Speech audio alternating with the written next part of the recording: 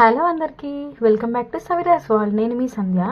ఇలా సండే కదా, పొద్దుగా లేవగానే మంచి గుమాయించిన వాసన వస్తుంది, నాన్ వెజ్ వాసన అనుకుంటూ కిచెన్లోకి పోయి అమ్మ ఏం కూర వెళ్ళమన్నదని చికెన్ మటన్ ఎక్స్పెక్ట్ చేసి అడిగేసరికి ఏం లేదు, బగారన్నం వేసిన, వంకాయలు కోసి పెట్టినా, నువ్వు ముద్దంకాయ మంచిగా వండుతావు కదా, అదే గుత్తంకాయ మంచిగా వండుతావు కదా అని అంటుంది. మరి నాన్ వెజ్ వాసన వచ్చింది, మా అమ్మ వంకాయ అంటుంది ఏంది అని అనుకున్నా.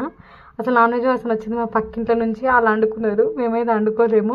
ఎందుకమ్మా అని అంటే రాత్రికి తెస్తున్నాడులే నాన్న అని చెప్పిండు.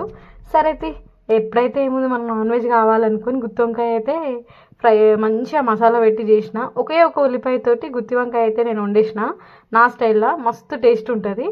ఈ అమ్మ సండే అంటే నాన్ వెజ్ అమ్మ, ఏదన్నా ఒకటి అండమ్మా నాన్ వెజ్ అని అంటే, సరే ఎగ్స్ ఉడకబెట్టి ఎల్లిగడ్డ కారం వేసి ఎగ్ ఫ్రై చేస్తానన్నది. ఎగ్ అయితే మంచిగా ఉడకబెట్టి ఫ్రై చేసి చూసారు కదా, ఎగ్ అయితే ఎంత టేస్టీగా ఉందో, చూడడానికి కలర్ఫుల్గా రెడ్గా బాగుంది కదా, ఫుడ్ కలర్ వేసినట్టు.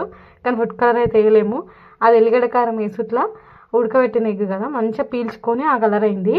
కొత్తిమీర కూడా యాడ్ చేసింది, మస్తు టేస్ట్ ఉంది. బగారన్నంలా ఎగ్ పెట్టుకొని తింటే అమృతం అసలు.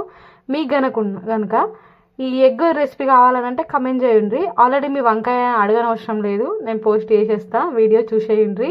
ఈజీగా వేసుకోండి ఒకటే ఒక ఆనియన్తో. అసలు ఎగ్గులు అయితే ఆనియన్ కూడా అవసరం లేదు, టమాటా అవసరం లేదు, ఏం అవసరం లేదు, సింపుల్గా వేసుకోవచ్చు. బాలింతలు కానీ జ్వరం వచ్చినప్పుడు, నోరు బాగాలేనప్పుడు ఈ ఎగ్ తింటే సూపర్ టేస్ట్ ఉంటుంది.